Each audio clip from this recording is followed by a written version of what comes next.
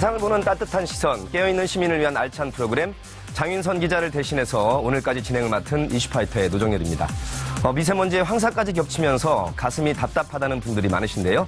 우리 이슈파이터가 갑갑한 시야를 시원하게 걷어줄 소식들로 여러분들의 오후 5시를 꽉 채워드리겠습니다.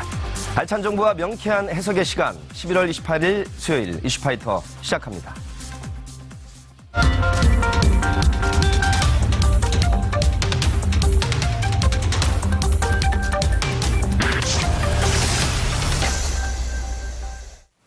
깨어있는 시민들이 알아야 할 알찬 브리핑, 깨알알 브리핑으로 들어가겠습니다. 완성도가 높은 기자, 김완 기자와 함께합니다. 어서 오세요. 네, 안녕하세요. 제가 여기 패널 자리에 있다가 네. 여기 MC에 오니까 네. 아주 좋습니다. 아, 네. 저도 뭐 딱 어울리시는 것 같습니다. 고맙습니다. 세트도 바뀌고 좋네요. 네. 유치원법 어디로? 첫 번째 키워드 먼저 던져주시죠. 네, 유치원법 어디로입니다. 제가 제목부터 눈에 들어왔는데. 네. 짜자잔. 아니, 유치원법이 어디로 가야 됩니까? 국회로 가야 됩니까? 유치원으로 가야 됩니까? 그 전에 네. 한 가지 기억해 볼 만한 인터뷰가 있는데요. 네. 박용진 의원에 의해서 이 부분이 이제 국정감사에서 제기가 됐는데 네. 박용진 의원이 이 이슈가 한참 뜨거울 때 뭐라고 얘기했냐면 결국 누군가들이 지연 전술을 쓸 것이고 어허. 그러다 보면 링 위에 한유총과 자신만 남게 될 것이다. 솔직히 두렵다. 이렇게 얘기를 한 적이 너무 있는데요. 예측을 정확히 미리 해서 그게 뭐 작전을 지시한 셈이 됐나요? 왜 이렇게 흘러왔나요? 네, 오늘 박용진 3법 처리가 불발됐습니다. 네. 사립유치원의 공공성 강화를 위한 유치원 3법이라고 부르고 있는데요. 박용진 3법이라고도 부르고 있습니다. 네. 오늘 교육위원회가 법안소위원회를 열어서 이 관련된 법안을 논의하려고 했는데 자유한국당이 법안을 내지 않았습니다. 근데 이게 법안을 내지 않은 게 왜 이례적이냐면요. 자유한국당이 어떤 전술을 썼냐면 법안을 발의하지 않은 상태에서 기다려달라고 했습니다. 아, 우리가 곧 법안을 낼 것이니 우리 법이랑 병합해서 처리하자 이렇게 제안을 했던 거예요. 일종의 시간을 번 거예요. 그렇죠. 그러니까 법안을 만들기 전에 야 우리가 곧 발의를 할 테니 좀 기다려달라고 해서 어쩔 수 없이 기다렸습니다. 예. 물론 요구를 계속했죠. 우리 법안을 먼저 처리하고 그러면 나중에 법안이 발의되면 개정안이나 병합해서 처리하자 이렇게 했는데 예. 결국 기다렸는데 2주 넘게 기다렸는데 자유한국당이 내부에 의견 정리가 안 됐다면서 결국 법안을 제출하지 않은 겁니다. 아, 2주라는 시간이 얼마나 소중한 시간인데. 애초부터 의사를 진행하거나 좋은 법안을 낼 뜻은 있었을까요? 글쎄요. 그 부분과 관련해서 오늘 법안소위원회 위원장의 조승래 의원이 다음 달 3일을 넘길 수는 없다. 그러니까 자유한국당이 좀 협조를 해라. 이 얘기는 이제 법안을 발의를 빨리 해라. 이런 얘기겠죠? 예. 그 법안 발의는 이제 의원의 고유 권한이기도 한데요. 그런데 자유한국당 법안이 왜 안 나왔냐를 분석을 해보면 이 법안에 내용이 일부 알려졌습니다. 어떤 거냐면 지금 쟁점이 뭐냐면 한국유치원총연합회 한유총이죠. 여기는 개인 돈으로 설립된 시설을 공적으로 사용하는 만큼 국가가 그거에 대한 이른바 시설 사용료를 내야 한다. 아, 이렇게 시설 주장을 사용료를 내야 한다. 하고 있는 거예요. 그러니까 임대료 및 건물 사용료, 그러니까 감가상각 이런 것들을 따져서 사용료를 달라는 건데요. 이 법안 초안을 자유한국당의 곽상도 의원이 원래 만들기로 했었는데 네. 곽상도 의원이 시종일관 사유재산 인정이 전제되어야 한다 이렇게 주장을 해왔어요. 근데 이 부분과 관련해서 한유총과 자유한국당을 제외하고 거의 대부분의 사람들이 이렇게 생각하질 않아요. 그렇군요. 그렇기 때문에 굉장히 많은 비판이 직면하니까 결국 오늘 이제 법안이 안 나오는 이런 상황이 되었습니다. 자, 얼핏 들으면 근데, 국가에서 지원을 받더라도, 지자체에서 지원을 받더라도, 실제 그 건물이나 땅이 그 사유재산이라면, 네. 그만큼 사용료 지불해도 되는 것 아니냐라고 얼핏 이해할 수도 네. 있는데, 그 점을 좀 이렇게 풀어주시기 바라겠습니다. 질문을 할 수 있을 것 같아요. 네. 유치원을 하라고 강제한 게 아니거든요. 네, 그 건물을 예, 자발적으로 원해서 네. 사업에 들어온 건데. 그렇죠. 그 사업을 해서 그거에 네. 그 사업을 한다는 이유로 그게 이제 뭐 공적 교육 체계에 완전히 포괄되어 있지는 않지만 지원도 받고 그다음에 그걸 통해서 어떤 뭐 영리라고 볼 수 있는 이제 그 수업비도 받고 이렇게 그렇죠. 진행을 했던 네. 건데 이제 와서는 그 부분에 대한 시설 사용료를 또 달라 이렇게 주장을 하는 거예요. 그래서 이게 비근한 예로 보면 사립학교들도 이렇게까지 주장하진 않습니다. 아. 그러니까 굉장히 좀 그 도단적인 주장이고 이 부분에 대해서 정의당 이정미 의원은 뭐라고까지 얘기했냐면 이거 그냥 맞불 작전이다. 뭐냐면 가장 극단적인 법안을 발의를 하겠다라고 얘기를 하면서 지금 제출되어 있는 이 3법을 무력화시키기 위한 전략이 아니냐. 뭐 지금 이렇게까지 얘기를 하고 있는 겁니다. 근데 실제 사립 유치원이 보니까 각종 재산세 이쪽도 뭐 80여 %를 네. 그 삭감받고 있고요. 네네. 또 지원을 실제 받고 보니까 있죠. 사업소득세는 전액 면제받았더라고요. 이건 전 처음 알았어요. 네, 그렇습니다. 취득세와 재산세의 85%를 면제받고 있고요. 예. 사업소득세도 전액 면제받고 있습니다. 그러니까 이건 뭐냐면 국가가 해야 되는 일을 개인들이 감당하는 측면이 있으니 그 부분에 대한 세제 혜택을 지금까지도 계속 베풀어 왔던 겁니다. 굉장한 세제 혜택이에요. 하나는 그렇죠. 면제, 하나는 뭐 반을 삭감해 준 게 아니라 85%를 그렇죠. 면제한다는 거는 15%밖에 안 냈다는 네네. 얘기거든요. 그러니까 어떤 사업자가 국가로부터 이런 혜택을 지금까지 받아왔는지, 그리고 이것뿐만 아니라 각종 다양한 지원 체계 속에서 예. 지원을 받아왔던 거거든요. 예. 우리가 흔히 하는 말 중에 뭐가 있습니까? 소득 있는 곳에 세금 세금 있다. 있다. 이런 말이 있죠. 그러니까 이런 부분에서 세금을 사실상 굉장히 엄청난 폭으로 면제를 해왔는데 이 부분과 관련해서 이제는 이 시설도 원래 우리의 개인 재산이니 우리한테 사용료까지 내라. 국가한테 이렇게 요구를 하고 있는데 이거는 이제 제 얘기가 아니라 정의당 이정미 대표의 말을 빌자면 네. 적반하장이다 이렇게 말씀을 드리고 싶습니다. 김한 기자도 그런 표현 썼을 것 같아요. 네, 저희 애도 뭐 유치원을 다니고 있기 때문에 굉장히 좀 화가 나는 상황들이 있습니다. 보니까 보다 보면. 일각의 여론조사를 보니까 한국당을 지지하는 분들 가운데서도 이른바 이 박용진 3법은 옳다. 네. 이거 빨리 통과시켜라. 이런 의견이 많더라고요. 네, 자유한국당 지지자 63.2%가 박용진 3법을 지지한다는 여론조사 결과가 발표됐는데요. 자유한국당 지지자 중은 그러니까 3명 가운데 2명 이 법을 네. 지지하고 전체 국민으로 이 법을 넓히면 어휴. 80.9%가 이 법안에 동의한다는 예, 거예요. 여러분께서 지금 화면으로 네. 이 여론조사 결과 도표를 네. 보고 계신데 뭐 이 정도면 압도적으로 국민들의 지지를 받고 있다 이렇게 봐도 될 것 같습니다. 네, 그렇죠. 그리고 이 부분과 관련해서 누구 책임이냐라는 질문도 했는데 26.4%가 유치원 3법이 처리가 안 되는 건 자유한국당 책임이다. 한유총보다도 자유한국당이 먼저 나와 있어요. 높은 거죠. 네. 그리고 그 다음이 이제 21.3%가 한유총이라고 이제 지적을 했는데요.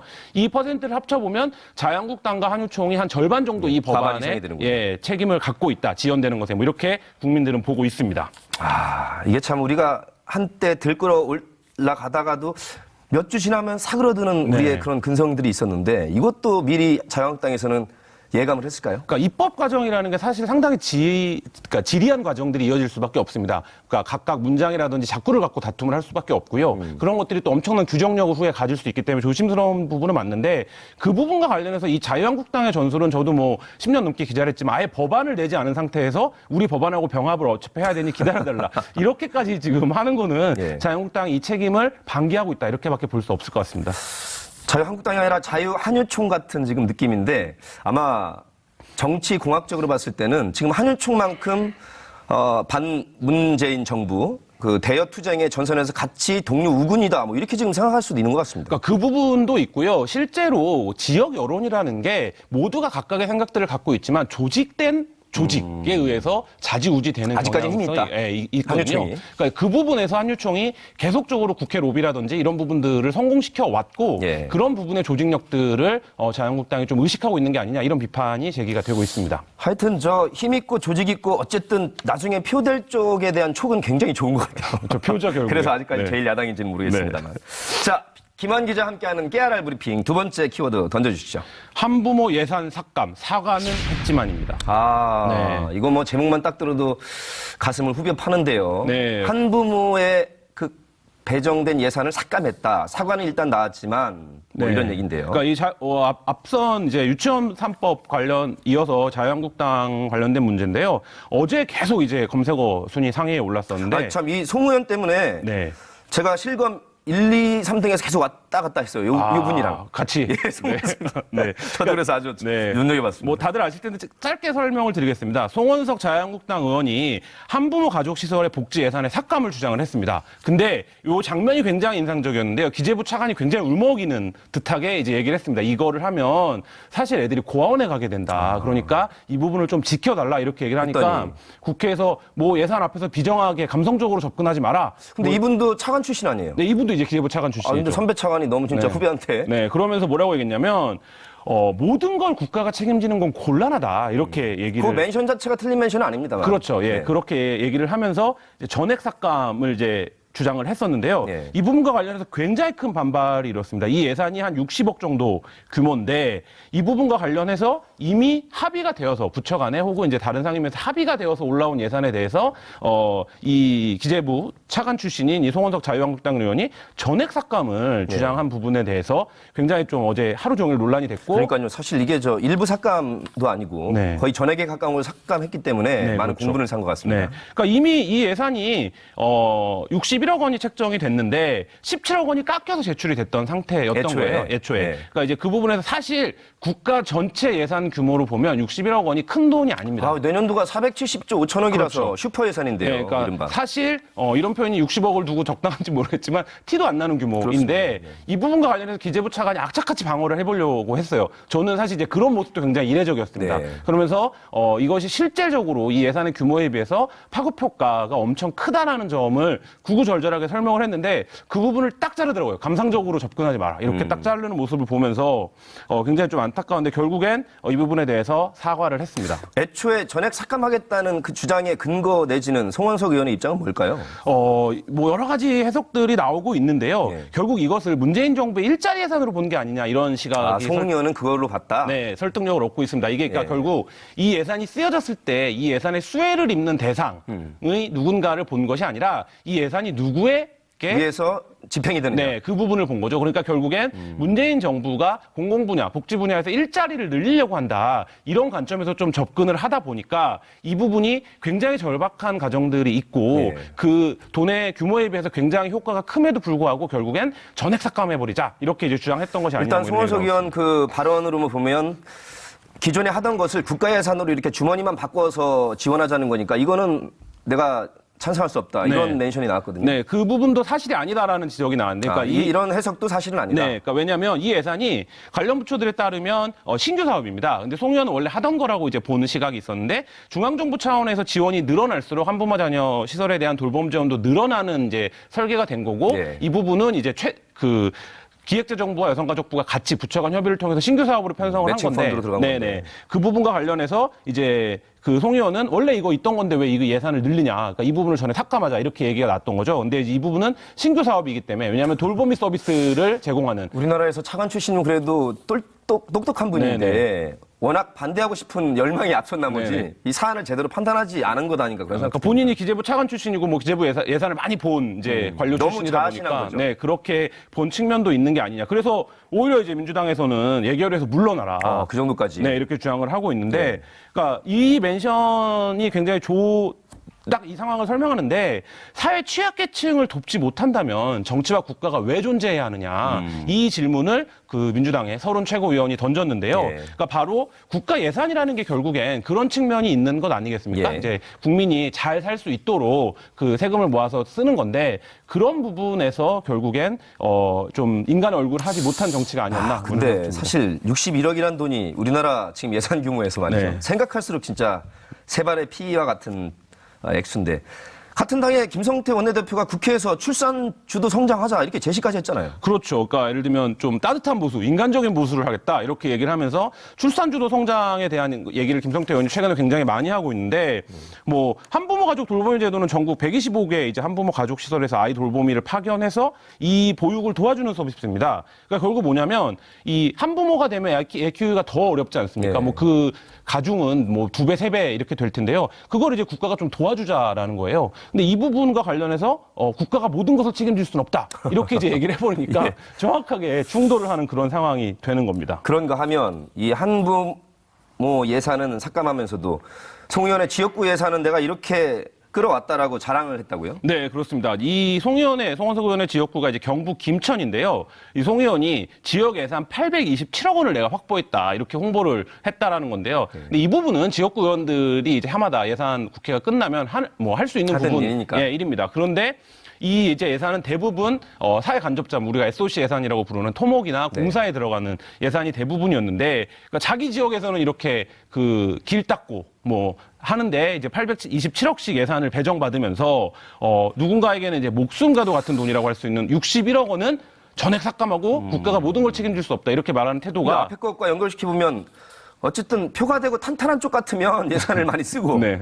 이거 저 아무것도 아닌 것 같이 딱 정치적 촉감이 오면 이쪽은 또 예, 등한시해버리는 이런 것 같습니다. 네, 그러니까 뭐 여러 가지 측면이 지적이 가능한데요. 국회의원들이 예산을 보는 시간이 기본적으로 촉박하긴 합니다. 그러니까 이번엔 또 국회가 보이콧되는 상황들이 있었기 때문에 네. 더 시간이 짧은데 이런 부분에서 예산의 개개 성격들 이런 것들을 파악하기 굉장히 어려운 구조가 있고요. 또 각 상임위에서 합의돼서 올라온 예산은 예산을 다루는 또 상임위에서 한 번에 또 다시 이렇게 그러니까 상임위 오부 상임위가 되는 이런 구조도 어제 있어서 저희가 소소위 또 다뤘어요. 네네. 네. 그런 부분들이 있어서 이제 겹쳐져 있는데 결국엔 아까도 말씀드렸지만 이 국가 예산이라는 것에 얼마 전에 그런 칼럼이 유행하지 않았습니까? 추석이란 무엇인가? 네, 그 말을 빌려보면 국가 예산이란 무엇인가? 이렇게 한번 물어야 되는 시점인 것 같습니다. 예. 아유, 참, 혹시라도 한부모 가정에 대한 편견이 또 자리 잡진 않았나. 그렇게 네. 또 이의제기를 해봅니다. 자, 세 번째 키워드 던져주시죠.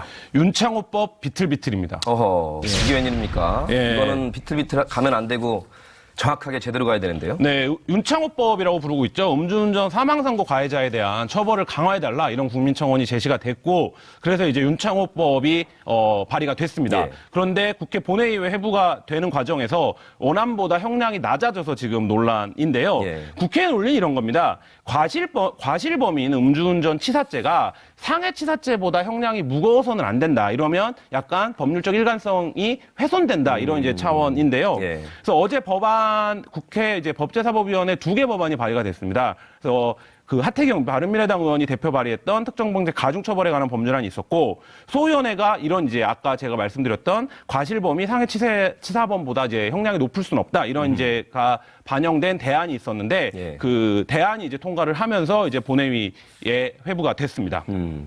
얼핏 좀 법리적 검토로는 맞기도 하지만 네. 국민의 지금 법감정이라는 게 음주축과 관련해서 굉장히 격앙돼 있거든요. 그렇죠. 예, 근거가 있는 격앙이고. 네, 그러니까 올해 굉장히 또 그런 사고들이 많이 있었지 않습니까? 이제 윤창호 그 안타까운 일도 있었고 그다음에 뭐 최근에만 하더라도 청와대 이제 그 비서관이 음주운전을 하는 일들 이런 일들이 화제가 됐었고 뭐 박희민 씨의 남편이 네. 또 음주운전하는 일도 있었고 그래서 우리가 그동안 음주운전에 대해서 너무 관대하다 이런 이제 국민적 법감정이 생겨난 거죠. 그래서 이 부분과 관련해서 굉장히 형을 높여야 된다 이런 주장에 설득력을 얻었고 그래서 제기가 됐는데 결국에 이제 법논리에 맞춰서 이제 통과가 됐는데요. 그래서 이 부분이 어떻게 된 거냐면 그 최저징역 부분이 낮아진 겁니다.